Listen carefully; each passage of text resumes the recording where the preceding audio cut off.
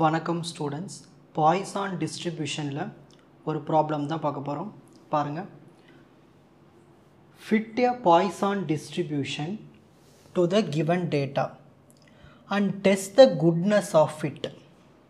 So நம்ம check பண்ண வேண்டியது குட்னஸ் ஆஃப் ஃபிட் ஆகுதா இல்லையான்னு, ஒரு குட் ஃபிட்டாக இல்லையான்னு செக் பண்ண போகிறோம். At 5% level of significance. நம்மளுக்கு இங்கே டேட்டாவும் கொடுத்துட்டாங்க. Number of mistakes in a page. So 0 1 2 3 4 5 6 கொடுத்துட்டாங்க. அதுக்கான நம்பர் ஆஃப் பேஜஸ் கொடுத்துருக்காங்க 275 72 37 5 2 1. சரி, ஸோ நம்ம என்ன பண்ண போகிறோன்னா ஃபிட் ஆகுதா, ஒரு குட் ஃபிட்டாக இருக்கான்னு நம்ம செக் பண்ண போகிறோம். ஸோ கொஷின்லேயே இங்கே பாய்சான் டிஸ்ட்ரிபியூஷன் கொடுத்துருவாங்க ப்ராப்ளம்க்கு. ஸோ ப்ராப்ளம் எப்படி ஐடென்டிஃபை பண்ணால் பாய்சான் டிஸ்ட்ரிபியூஷன், ஓகேங்களா, அவங்களே கொடுத்துருவாங்க பாய்சானுக்கு எல்லாமே. சரி, இப்போ நம்ம என்ன பண்ண போகிறோன்னா அடுத்து ஸ்டெப் 1 நம்ம வந்து H0 சொல்லணும். H0 என்ன சொல்லுவோம், நம்ம ஒத்துப்போம். அவங்க கொஸ்டினில் கேட்குறாங்க, டெஸ்ட் பண்ண சொல்கிறாங்க. எதை டெஸ்ட் பண்ண சொல்கிறாங்க? Goodness of fit at 5% level of significance. இப்போ நம்ம என்ன பண்ண போகிறோம்னா, அவங்க கொடுத்துருக்கிறது வந்து good fit. So it is good fit. இந்த மாதிரி எழுதிப்போம். நம்ம ஒத்துப்போம், குட் ஃபிட்னு ஒத்துப்போம், ஓகேங்களா. ஸ்டெப் 2ல் வந்து ஒத்துக்க மாட்டோம். இன்னொரு hypothesis H1, it is not a good fit. It is not a good fit, ஓகேங்களா. நெக்ஸ்ட்டு நம்ம என்ன பண்ண போகிறோன்னா ஸ்டெப் 3. ஸ்டெப் 3 கண்டுபிடிக்கிறதுக்கு முன்னாடி ஸ்டெப் 4க்கு போகணும், ஓகேங்களா. ஏன்னு சொல்கிறேன் பாருங்கள். ஸ்டெப் 4ல் இந்த மாதிரி நீங்கள் 5 காலமாக பிரிக்கணும். ஃபஸ்ட் XI, அப்புறம் OFI, அப்புறம் XIFI, அப்புறம் எக்ஸ்பெக்டேஷன் வேல்யூ, அப்புறம் O minus E whole square by E value. So first step by ஸ்டெப்பாக போகலாம். ஃபஸ்ட்டு இந்த XI இது எடுத்து எழுத போகிறோம். இந்த XI எங்கே இருக்கும்னா இங்கே பாருங்கள், டேபிளில் XI இதுதான் 0 1 2 3 4 5 6. இதை எடுத்து அங்கே எழுதிக்கணும். 0 1 2 3 4 5 6 இதுதான் XIயோட வேல்யூ. நெக்ஸ்ட் அடுத்து பாருங்கள், இந்த வேல்யூஸ் எழுதணும். 275 72 30 275 72 30. இதுக்கு பேர் நம்ம என்னன்னு சொல்லுவோம்னா அப்சர்வ்டு ஃப்ரீக்வன்சி. அதான் இங்கே ஓ போட்டிருக்கேன், ஓகேங்களா. அப்புறம் என்ன இருக்குங்க 7521 7521 7521. ஸோ XI வேல்யூ எழுதியாச்சு, அப்சர்வ்டு ஃப்ரீக்வன்சி வேல்யூ எழுதியாச்சு. இப்போ இதை ரெண்டுத்தையும் மல்டிப்ளை பண்ணி எழுதுறது தான் XIFI. 0 × 275 0, 1 × 72 72, 2 × 30 60, 3 × 7 21, 4 5s are 20, 5 2s are 10, 6 1s are 6, ஓகேங்களா. இப்போ நெக்ஸ்ட் நம்ம என்ன பண்ண போகிறோம்னா கால்குலேட்டர் யூஸ் பண்ண போகிறோம். நெக்ஸ்ட்டு பாருங்கள், இது எல்லாத்தையும் ஆட் பண்ணி இங்கே எழுத போகிறோம், ஓகேங்களா. கால்குலேட்டர் பயன்படுத்திக்கலாம். So first 275 plus 72 plus 30 plus 7 plus 5 plus 2 plus 1 which is equal to 392. So இங்கே என்ன இருக்குங்க, FI இருக்குது. அப்போ நம்ம என்ன பண்ணணும்னா இங்கே சம்மேஷன் போட்டு FI. ஏன் சம்மேஷன் போடுறோம், எல்லாத்தையும் ஆட் பண்ணுறோம் இல்லையா. என்ன வருது 392. நெக்ஸ்ட் இப்போ இதை எல்லாத்தையும் ஆட் பண்ணி இங்கே எழுத போகிறோம் கீழே. இதுக்கு வந்து சம்மேஷன், இங்கே என்ன இருக்குங்க XIFI, இதோட அடிஷன் தானே இங்கே எழுத போகிறோம். XIFI ஈக்குவல் டு இது எல்லாத்தையும் ஆட் பண்ணி இங்கே எழுதலாம். இப்போ 0 + 72 + 60 + 21 + 20 + 10 + 6 which is equal to 189, ஓகேங்களா. இந்த ஸ்டெப்பு முடிச்சதுக்கப்புறமா திரும்ப ஸ்டெப் 3க்கு போயிடணும். ஸ்டெப் 3க்கு போயிட்டு நம்ம என்ன பண்ண போகிறோம்னா இந்த லாம்டா வேல்யூ கண்டுபிடிக்க போகிறோம். பாய்சான் டிஸ்ட்ரிபியூஷனுக்கு லாம்டா வேல்யூ கண்டுபிடிக்கணும். இந்த லாம்டா வேல்யூ எப்படி கண்டுபிடிக்க போகிறோம்னா summation XIFI divided by summation FI. சரி, சம்மேஷன் XIFI என்ன கிடச்சிருக்கு,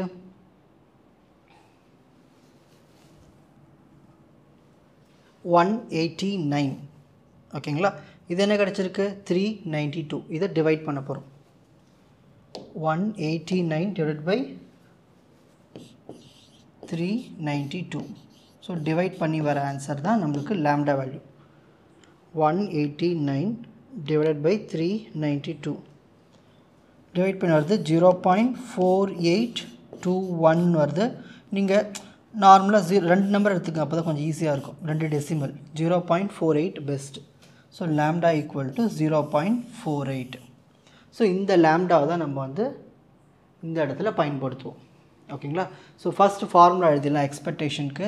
E is equal to n e power minus lambda into lambda power r by r factorial. இதுதான் வந்து ஃபார்முலா. சரி, E equal to n. n வந்து டோட்டல் வேல்யூ, அதாவது இதுதான் அந்த அப்சர்வ்டு ஃப்ரீக்வன்சி. டோட்டல் பண்ண வந்து 392. அதை எடுத்து இங்கே எழுதிக்கணும். Next e power minus lambda value என்ன கண்டுபிடிச்சோம் ப்ரீவியஸ் ஸ்டெப்பில் 0.48. அதை எடுத்து இங்கே எழுதிக்கணும். திரும்ப இந்த லேம்டாக்கு 0.48 பவரில் r ஃபேக்டோரியல். அவ்வளோதான். இதுதான் நம்ம செட் பண்ணி வச்சாச்சு, ஈக்குவேஷனை செட் பண்ணி வச்சாச்சு இந்த மாதிரி. ஓகேங்களா? சரி, இப்போ செட் பண்ணி வச்சதுக்கு அப்புறமா நம்ம என்ன பண்ணோம்னா வேல்யூஸை சப்ஸ்டியூட் பண்ண போகிறோம். ஸோ ஃபஸ்ட்டு அதாவது இந்த r வேல்யூ நம்ம என்ன எடுக்கணும்னா இந்த எக்ஸில் இருக்கிற வேல்யூஸை எடுக்க போகிறோம். நான் உங்களுக்கு ஒன்று போட்டு காட்டுறேன் பாருங்கள். 392 e பவர் மைனஸ் 0.48 பவர். இப்போ இந்த ஆருக்கு என்ன பண்ணோம்னா இந்த 0 போடணும். 0/0 ஃபேக்டோரியல். இதை இப்போ இதை கேல்குலேட்டரில் சால்வ் பண்ணணும். ஓகேங்களா? நெக்ஸ்ட் இதே மாதிரி தான். இப்போ 0 போட்டோமா, அடுத்து என்ன பண்ணணும் 1 போடணும், அப்புறம் 2 3 4 5 6 போட்டுகிட்டே போகணும். So 392 e power minus 0.48 whole power. இப்போ 1. ஏன் 1 போட்டிருக்கோம்? ஏன்னா இங்கே 1. ஓகேங்களா? Next 392 e power minus 0.48 power 2. ஏன்னா இப்போ நம்மளுக்கு அங்கே 2 இருக்குது. 2 factorial. 392 e power minus 0.48 power. இப்போ என்ன இருக்குது 3 இருக்காங்க. So 3 factorial. ஓகேங்களா? இங்கே பாருங்கள் 392 e power minus 0.48 power 4/4 factorial. ஓகேங்களா? நெக்ஸ்ட் அடுத்து என்ன எழுதணும்? 5க்கு எழுதணும், 6க்கு எழுத போகிறோம். So 392 e power minus 0.48 power 5/5 factorial. So நான் குட்டி குட்டியாக எழுதுகிறேன், நீங்கள் கொஞ்சம் அட்ஜஸ்ட் பண்ணிக்கங்க. நெக்ஸ்ட் இப்போது 6க்கு எழுத போகிறோம். So 392 e power minus 0.48 power 6/6 factorial which is equal to. ஓகேங்களா? ஸோ இந்த மாதிரி எழுதியிருக்கேன். இப்போ இது எப்படி கேல்குலேட்டரில் நீங்கள் டைப் பண்ணணுன்னு சொல்கிறேன். ஓகேங்களா? ஸோ ஒன்று உங்களுக்கு போட்டு காட்டுறேன், அதே மாதிரி நீங்கள் மற்ற எல்லாத்துக்கும் போட்டுக்குங்க. ஓகேங்களா? ஃபர்ஸ்ட் கேல்குலேட்டரை ஆன் பண்ணிக்கோங்க. ஆன் பண்ணிவிட்டு ஃபஸ்ட்டு நம்ம என்ன இருக்குங்க 392 இருக்குது. ஸோ 392 இன்ட்டு ப்ரெஸ் பண்ணிக்கோங்க. நெக்ஸ்ட்டு இ வேணும். இ சிம்பிள் எங்கே இருக்கும்னா இந்த ஷிஃப்ட்டை ப்ரெஸ் பண்ணி இங்கே இருக்குது பாருங்கள், இ பவர் எக்ஸ் இருக்குது, அதை கிளிக் பண்ணுங்கள். இப்போ பவர்லாம் இருக்குது மைனஸ் 0.8 இருக்குது. ஸோ ஃபஸ்ட்டு மைனஸை டைப் பண்ணிவிட்டு 0.48 டைப் பண்ணிவிட்டு நெக்ஸ்ட்டு திரும்ப என்ன பண்ணிவிட்டு ஒரு இன்ட்டு ப்ரெஸ் பண்ணுங்கள். இப்போ ப்ராக்கெட் போடணும். ப்ராக்கெட்குள்ளே இருக்குது 0.48, 2 வாட்டி ப்ராக்கெட் போடணும். ஏன்னா முதல்ல இந்த ப்ராக்கெட் கொடுக்குற இந்த 0.48 போட்டுருவோம். அதுக்கு மேலே பவரில் இருக்குது ஆர் இருக்குது. இந்த பவருக்கு இந்த சிம்பிள் போட்டுக்கோங்க. ஆர் வந்து நம்ம வந்து என்ன போட போகிறோம் இப்போது 0. ஸோ 0 போட்டுக்குங்க. ஓகேங்களா? இப்போது திரும்ப ப்ராக்கெட்டை க்ளோஸ் பண்ணிவிட்டு டிவைடட் சிம்பிள் போடணும். டிவைடட் சிம்பிள் தான் இருக்குங்களா? இப்போ ஆர் ஃபேக்டோரியல் 0 ஃபேக்டோரியல். ஸோ அதுக்கு என்ன பண்ணணும் 0 போட்டுட்டு ஃபேக்டோரியல் சிம்பிள் எங்கே இருக்கும்னா இதோ இருக்குது பாருங்கள் எக்ஸ் ஃபேக்டோரியல். அதுக்கு என்ன பண்ணணும்னா ஷிஃப்ட்டை ப்ரெஸ் பண்ணி இந்த எக்ஸ் ஃபேக்டோரியல் கிளிக் பண்ணிங்கன்னா உங்களுக்கு இப்போ ஈக்குவேஷன் ஃபார்ம் ஆகிடுச்சு. இப்போ ஈக்குவல் டு ப்ரெஸ் பண்ணிங்கன்னா உங்களுக்கு ஆன்சர் கிடச்சிரும்.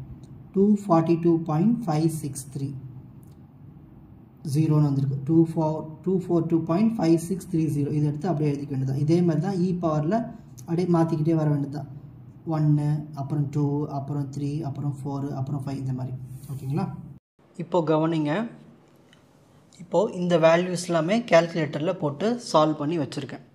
ஓகேங்களா? இப்போ நம்ம அடுத்த ஸ்டெப்பு என்ன பண்ணோம்னா இதை வந்து ஒரு இன்டீஜராக மாற்றணும். அதான் மொதல் வேலை. ஓகேங்களா? எப்பயுமே பாய்சான் டிஸ்ட்ரிபியூஷனில் நம்ம இந்த எக்ஸ்பெக்டேஷன் வேல்யூஸ் எல்லாமே ஒரு இன்டீஜராக மாற்றிடணும். இப்போ எப்படி மாற்றணும்னு பாருங்கள். இப்போ பாயிண்ட்டுக்கு அப்புறம் இருக்குது 5 இருக்குது. ஸோ 5 இருந்துச்சுனாலோ இல்லை 5க்கு மேற்பட்ட வேல்யூஸ் இருந்தாலோ இங்கே ஒரு நம்பர் ஆட் பண்ணிக்கலாம். அப்போ 242 கூட ஒரு நம்பர் ஆட் பண்ணால் வரும் 243. நெக்ஸ்ட் பாயிண்ட்டுக்கு அப்புறம் 4 இருக்குது. அப்போ நம்ம என்ன பண்ணக்கூடாது, ஆட் பண்ணக்கூடாது. அப்போ 116 அப்படியே எழுதிக்கலாம். பாயிண்ட்டுக்கு அப்புறம் 9 இருக்குது. அப்போ இங்கே ஒரு நம்பர் ஆட் பண்ணிக்கலாம் 28. பாயிண்ட்டுக்கு அப்புறம் 4 தான் இருக்குது. ஸோ 5க்கு மேலே இல்லை, 5ம் இல்லை. அப்போது 4 அப்படியே வச்சுப்போம். பாயிண்ட்டுக்கு அப்புறம் 5 இருக்குது. ஓகேங்களா? ஸோ 5 இருந்தால் நம்ம என்ன பண்ணலாம், இதை 1ன்னு மாற்றிக்கலாம். நெக்ஸ்ட் பாயிண்ட்டுக்கு அப்புறம் 0 இருக்குது. அப்போது 5க்கு மேலே இல்லை, 5ம் இல்லை. ஸோ அதனால் நம்ம இந்த 0வை அப்படியே எழுதிப்போம். பாயிண்ட்டுக்கு அப்புறம் 0 இருக்குது. ஸோ 5க்கு மேலே இல்லை. ஸோ அதனால் நம்ம பாயிண்ட்டுக்கு மட்டும் இருக்கிற வேல்யூ அப்படியே எழுதிப்போம். ஸோ இந்த மாதிரி நம்மளுக்கு இன்டீஜர் வேல்யூஸாக மாற்றியாச்சு. இப்போ அடுத்து நம்ம என்ன பண்ணணும்னா குரூப் பண்ண போகிறோம். அதாவது எப்படி குரூப் பண்ண போகிறோம்னா பாருங்களேன், இங்கே வேல்யூஸ் எது 5க்கு மேலே இருக்குதுன்னு பார்க்கணும். ஓகேங்களா? ஸோ இது எல்லாமே பாருங்கள் 5ஐ விட கம்மியாக இருக்குது, இதுவும் கம்மியாக இருக்குது, இதுவும் கம்மியாக இருக்குது. இதுதான் வந்து 5ஐ விட, ஸோ இதுதான் வந்து 5க்கு மேலே இருக்குது. கரெக்டுங்களா? இது வரைக்கும் பாருங்கள் 5க்கு குறைவாக இருக்குது எல்லாமே. ஸோ எப்போ வந்து 5க்கு மேலே ஒரு வேல்யூ வருதோ அது ஃபுல்லாக ஒரு குரூப் பண்ணிக்கணும். இப்படி ஃபுல்லாக ஒரு குரூப். ஓகேங்களா? ஸோ இங்கே இது 5க்கு குறைவாக இருக்குது, இதுவும் 5 குறைவாக இருக்குது, இதுவும் 5 குறைவாக இருக்குது, இதுவும் 5 குறைவாக இருக்குது. அப்படியே போய்கிட்டே இருக்கும். இது 5க்கு மேலே இருக்குது. அப்போ இதை ஃபுல்லாகவே குரூப் பண்ணிடணும். ஓகேங்களா? இப்போ இங்கே குரூப் பண்ணோமா, அதே மாதிரி இங்கே வந்துடுங்க. இதே இங்கே என்ன பண்ணணும்னா இந்த அப்சர்வ்டு ஃப்ரீக்வன்சி நம்ம குரூப் பண்ணணும். அங்கே என்ன பண்ணணுமோ அப்படியே இங்கே இப்படி பண்ணணும். ஓகேங்களா? சரி, இப்போ இது எல்லாத்தையும் ஆட் பண்ணுங்கள். 30 + 7 கால்குலேட்டர் போட்டுக்கலாம். 30 + 7 + 5 + 2 + 1 இதை ஆட் பண்ணால் 45. ஸோ இதோட ஆன்சர் வந்து 45 வருது. இப்படி போட்டு உங்களுக்கு ரவுண்ட் பண்ணி வைக்கிறேன் இந்த இடத்துல 45. இப்போ இதோட ஆன்சர் பாருங்கள். 28 + 4 32, 32 + 1 33. ஸோ இதோட ஆன்சர் 33. ஓகேங்களா? சரி, இப்போது இதுக்கு ஃபுல்லாகவே நம்ம என்ன பண்ணலான்னா இந்த ஃபார்முலா அப்ளை பண்ண போகிறோம். O - E. ஓனருக்கு 45 - 33. 45 - 33 the whole square by E வேல்யூனருக்கு 33. Solve பண்ணலாமா இதை? ஸோ 45 - 33 ஸ்கொயர் பண்ணால் 144 வருது. 144 33ஆல் டிவைட் பண்ணால் நம்மளுக்கு 4.3636 இந்த மாதிரி போய்கிட்டே இருக்குது. அதை நான் ரவுண்ட் பண்ணி 4.37 எடுத்துக்கிட்டேன். புரியுதுங்களா? இது எப்படி வர வச்சேன்னு தெரியுதுங்களா? இப்போ அடுத்து இந்த வேல்யூ எப்படி கண்டுபிடிச்சேன் அதை சொல்கிறேன் பாருங்கள். இதுக்கு நீங்கள் என்ன பண்ணணும்னா இந்த வேல்யூ எடுத்துக்கணும். இந்த வேல்யூவும் அதுக்கு நேராக இருக்கிற அப்சர்வ்டு ஃப்ரீக்வன்சி இந்த வேல்யூ எடுத்துக்கணும். ஸோ இதுதான் O வேல்யூ, இதுதான் E வேல்யூ. இதே ஃபார்முலா அப்ளை பண்ண வேண்டியது தான். ஓக்கு என்ன போடணும் 72 மைனஸ் ஈக்கு என்ன போடணும் 116. ஓகேங்களா? So 72 - 116 the whole square by என்ன இருக்குது E வேல்யூ என்ன இருக்குங்க 116. இதை கேல்குலேட்டரில் சால்வ் பண்ணிங்கன்னா உங்களுக்கு இந்த ஆன்சர் வரும். பண்ணி பார்த்துடலாம். 72 - 116 ஓகேங்களா இன்ட்டு divided by 116. ஸோ எனக்கு ஆன்சர் 16.6896 இப்படி போயிட்டே இருக்குது. நான் அது 16.69 எடுத்துக்கிட்டேன். இதுவும் முடிச்சாச்சு, இதை முடிச்சாச்சு, இதை முடிச்சாச்சு. இப்போ இந்த வேல்யூ எப்படி வந்திருக்கோம் உங்களுக்கு ஈஸியாக புரிஞ்சிட்ருக்கோம். இதுதான் E வேல்யூ. இதுக்கு அப்படியே ஸ்ட்ரைட்டாக பார்த்தோம்னா இங்கே அப்சர்வ்டு ஃப்ரீக்வன்சி இருக்கும். ஸோ இது ரெண்டுத்தையும் சப்ராக்ட் பண்ணிப்போம். இந்த ஃபார்முலா அப்ளை பண்ணலாம். 275 - 243 the whole square by என்ன இருக்குது E வேல்யூ 243. அவ்வளோதான். இதை சால்வ் பண்ணி பார்க்கலாமா? 275 minus 243 போயிடுச்சுன்னா 32. ஸோ இதை டிவைட் பண்ணோம்னா நம்மளுக்கு ஆன்சர் வந்து 4.2139 இப்படி போயிட்டே இருக்குது. நான் அதை 4.21 எடுத்துக்கிட்டேன். ஓகேங்களா? ஸோ இப்படி தான் நம்ம டேபிள் வேல்யூஸை சால்வ் பண்ணணும். சரி, இப்போ அடுத்து நம்ம என்ன பண்ண போகிறோம்னா இந்த வேல்யூஸை ஆட் பண்ணி இங்கே எழுத போகிறோம். இந்த இடத்துல இப்போ எழுதலாமா? 4.21 + 16.69 + 4.37 இதெல்லாத்தையும் ஆட் பண்ணால் எனக்கு வர ஆன்சர் 25.27. ஆன்சர் வந்து 25.27. ஸோ இதுதான் எனக்கு ஃபைனல் கேல்குலேட்டட் வேல்யூ. ஓகேங்களா? சரி, இப்போ அடுத்து நான் என்ன பண்ண போகிறேன்னா இங்கே பாருங்கள், ஸ்டெப் 4 டேபிள் கிரியேட் பண்ணியாச்சு. ஸ்டெப் 5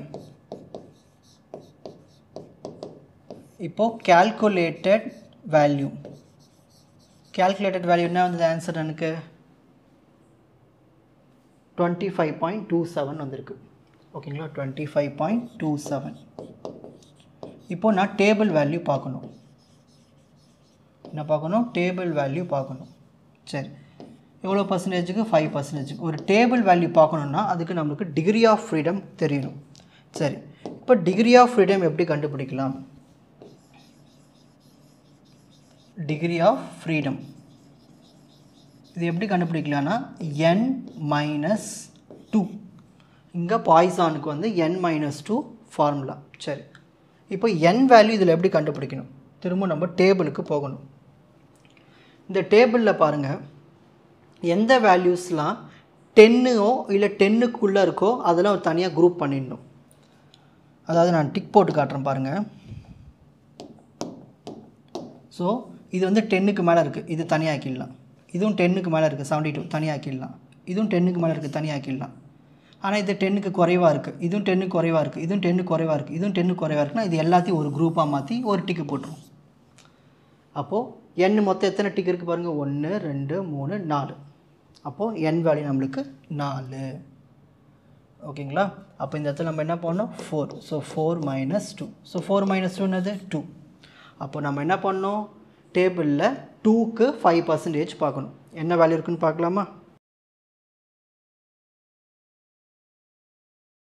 டேபிள் வேல்யூ 5.991 இருக்குது. ஓகேங்களா? வேல்யூ. சரி, இப்போ நம்ம வந்து செக் பண்ண போகிறோம். நம்ம கால்குலேட் பண்ண வேல்யூ 25, டேபிள் வேல்யூ 5. ஸோ 25 பெருசா 5 பெருசா? 25 தான் பெருசு. அப்போது நம்ம கால்குலேட் பண்ண வேல்யூ வந்து டேபிள் வேல்யூவோட கிரேட்டராக இருந்துச்சுன்னா நம்ம என்ன பண்ணணும்? ரிஜெக்ட் பண்ணிடணும்.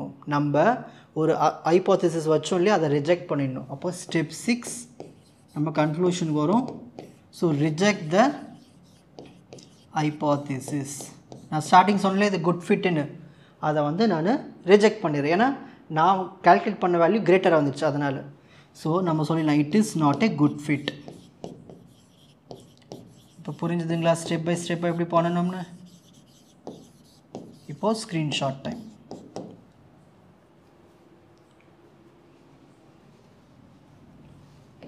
So first page, second page, third page. உங்களுக்கு இந்த கண்டென்ட் ஈஸியாக புரிஞ்சிருக்கும்னு நினைக்கிறேன். வாட்ச் அதர் எபிசோட்ஸ் இன் த appropriate playlist. Fuji silver academy strength success clarity. வணக்கம்.